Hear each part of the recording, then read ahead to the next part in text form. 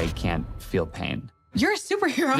No. Yeah. This is awesome. Finally saw the movie yesterday. Yeah. One of the things I just spoke with the filmmakers. One of the cool. things I chatted with them about was the torture scene, which I feel like is the centerpiece kind of the movie. In an odd way, yeah. It's so funny, like to those who haven't seen it yet, just saying like the torture scene, so fun. Like, it's so weird, but yes. That's a movie poster quote. The torture scene, so fun. You'll die. No, and they were talking a lot about how it sort of anchored a lot of like the film's concept. It was like that was the thing that sort of proved it out. And I'm like, it's very like I can't imagine anybody not cracking up because the theater died during that scene yesterday. Oh, cool. That scene, I read it in the script and I was like, yes, I'm gonna have so much fun with this. You're right, it's an anchor point of the concept, but also it's like the moment where the movie kind of flips the concept on its head. It does like the opposite thing. The whole time I genuinely can't feel pain, and now it's like, okay, you know this guy can't feel pain, now he's pretending not to feel pain, which is so interesting. But I'm sorry, I cut you off. No, you're like, you get to be a bad actor. It's great. Yeah, no, I love like acting badly. It's my favorite thing. It's so fun. That's a pull quote. Yeah, no, I love being a bad actor, says Jack Quaid. But no, that's the best. I love when you try to be like a decent actor in your life, and then like just to have the freedom to be terrible is amazing. Be as bad as you want. Exactly. Yeah. I'm watching it and I'm thinking about your improv background. This seems like a big improv scene. Like what was going like? Is it possible that there's a lot of that scene we don't get to see? I'm sure there is. Yeah, we definitely. It was one of those scenes where, like I said, like it was one of my favorite scenes when I was reading it, and obviously it was funny on the page. I don't want to take away from that, but just to have that permission for Dan and Bob, from Dan and Bobby to play around with it was such a that's a lot of trust that they give an actor. So I really appreciated that, and the fact that I got to just. I do a lot of sketch comedy, and I definitely improvise within the sketches that I do. We do it live all the time. Actually, Dan and Bobby came out to see one of my live sketch shows before we went and shot the movie. Which was amazing. But no, that was a dream come true, that scene. It was like, it's just permission to have as much fun as possible while you're watching the gnarliest thing you've ever seen. It's insane. Fingernails. That's all. Fingernails was my line too, to be honest with you. Like even though I knew they were fake and they were on me, as soon as what happens to them happens, I was like, oh. Yeah, I'm watching it thinking of those YouTube videos where you put like your hand with a mirror and then like it's a fake. Oh yeah. You know what I'm talking about? And they like bash it with a hammer and you just hurt. Of course. You're like, oh, yeah, no, it's of course, definitely. Can we geek temporarily about Amber Midthunder? Yes, who, we can. I think is like a generational talent overall. And it was awesome to see her in this. Yeah. I thought she shined. And the bar scene in particular, which is like, yeah. That's a scene that makes you instantly love a character. I think it makes you instantly love both characters. Yeah. Like when you see that. So has a woman ever impressed you like that in a bar? In a bar? Oh my God. No, I mean, God. Has one ever impressed you like that? Of course, yes.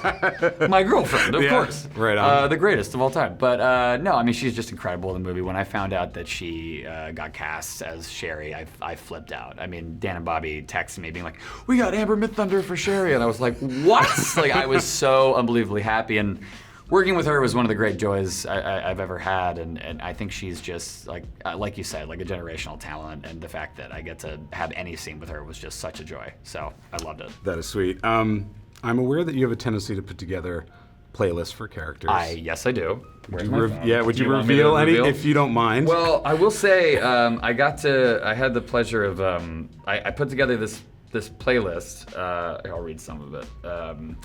Don't Bring Me Down, Electric Light Orchestra, Hold On, I'm Coming, Sam and Dave, Love Is a Long Road, Tom Petty. Let me get to like the safety dance. Oh, nice.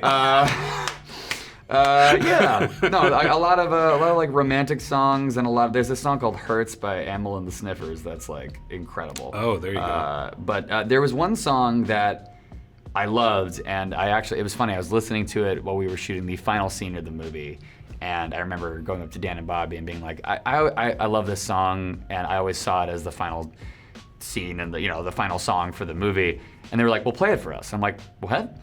Like, because I'm like, this never happens, and I played, it's called Power Lines by Telekinesis, and it is the final song in the movie. No way. They listened to it and they were like, oh dude, this is awesome. Like, let's see if we can get the rights. I'm like, wait a minute, what do you mean? This never happens. Are you sure? And they're like, yeah.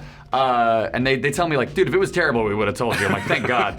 But it works with the it works with the movie, and like I still can't believe that moment plays out the exact way I envisioned it in my head, and that's never happened to me before. Wow. So that was huge. That's sort of like a little filmmaker insert there. Totally. And I was like, oh. It was very much like a very odd. It wasn't even an ask. It was like, this would be fun, because I know music rights is so complicated and weird, but that was really, really cool. That's the thing, like this character does seem very lived in. I'm fascinated by the notion of just a kind of action hero character who does have a hidden disability. Mm-hmm. That's not just like a quirk of the movie, like I think it's played through. I noticed that Nate tells some people about his condition. Yeah. Doesn't tell everyone about his condition, because that's not the idea. He's afraid that people will treat him differently. Yeah. Absolutely. I think that was a thing I really wanted to take seriously with this movie, was because it's about a guy with a disability who then turns that into a superpower, which I think is really inspiring and cool. And I think the thing I liked the most about Nate, he's definitely one of the most heroic characters I've ever played. But what I love about him is that he's a total sweetie pie, which I think was intentional because the movie is so gnarly. So I wanted to if I was like brooding and dark, it wouldn't work. It'd be like gnarly on gnarly. You can't do that. You have to contrast that with like a cupcake of a human being. So that was very much intentional. But what I love about him most when it comes to his disability is that it doesn't get him down. It doesn't turn him into a bitter person, a jaded person.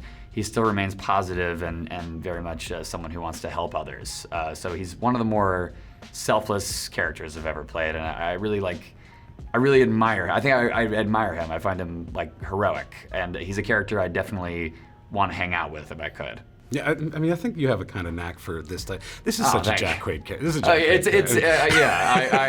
I wanted to bring as much of that as I possibly could, whatever that is. But I wanted to make sure he was just a little cutie. That was my whole goal. Can we do one quick boys question? Absolutely, yeah. Yeah, what does it feel like to be on a show that I feel like does seem like a megaphone for things that are going on? And it's weird how the show keeps pace politically with this country. It's weird it's kind of insane, like what we have done on the show, that like we're shooting it, we shoot it way before it comes out, obviously, but we're shooting it and we're like, this would be crazy if this actually happened, and then a version of that does, like when the show's coming out. It's very, very surreal and strange. But I have to say, in times that are so chaotic and insane, where you feel so powerless, it is so cathartic to do a show that comments on our real world and has something to say. Like that's, I often say that it feels like we're doing South Park with capes, where we get to really like poke fun at